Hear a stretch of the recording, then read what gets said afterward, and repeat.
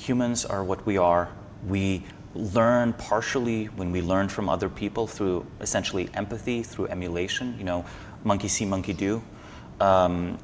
We can learn many things through imitation, but ultimately, like, the imitation has to be appropriate to our time. And there has to be this independent spark of creativity where we apply a principle that we learn from a concrete example to a different concrete example. It's one thing to say, well, you know, knowledge was preserved in the monasteries of the Roman Empire, or Confucius successfully selected and employed his students. He taught his students so that they could be advisors of ministers of state, even if he himself could never be a minister of state, at least not a very good one.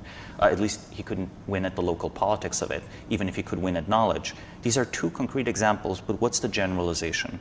The generalization derived from this is that society needs islands and reserves of knowledge. A society loses the knowledge to build a canoe, an example you brought up, because there's possibly no local economic incentive for anyone to figure out or learn how to build a canoe.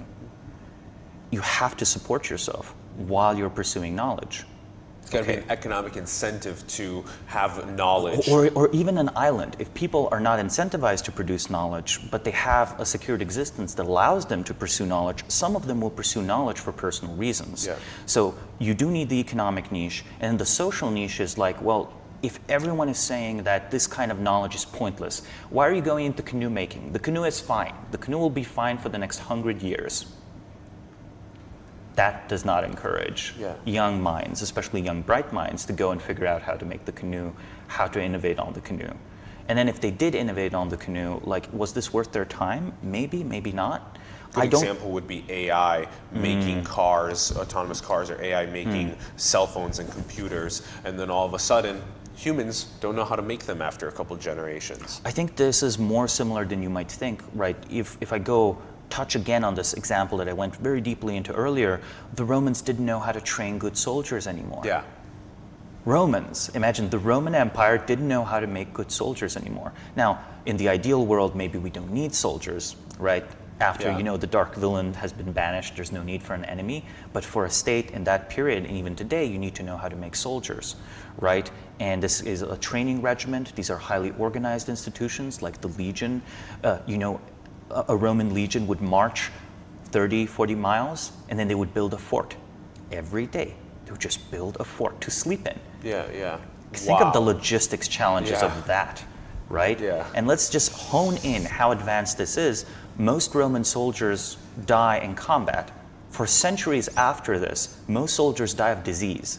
In other words, the Romans have such good sanitation, most of their soldiers make it to the battlefield alive. They don't, you know, die of dysentery or whatever. This is only reached in the later 18th century. So there's this institutional knowledge of how to do sanitation, logistics, training, how to manufacture weapons at scale cheaply, like iron swords. All of these can exist and be implemented in people who don't know how to build such systems. Remember when we talked about bureaucracies earlier, about how there exist things that are written for people and things that are written for rules? It's possible to have a bureaucracy, a system where everyone knows their local rules and they know how to write the right document, so the document makes its way up the office to the manager, but no one knows how the whole thing works. No one individual in it. And if no one individual or small group of people can get together and say, you know, do we at the DMV, are we like really on board with doing what we're doing, or are we just following the rules and kind of don't care and don't know? Like the tax code as well?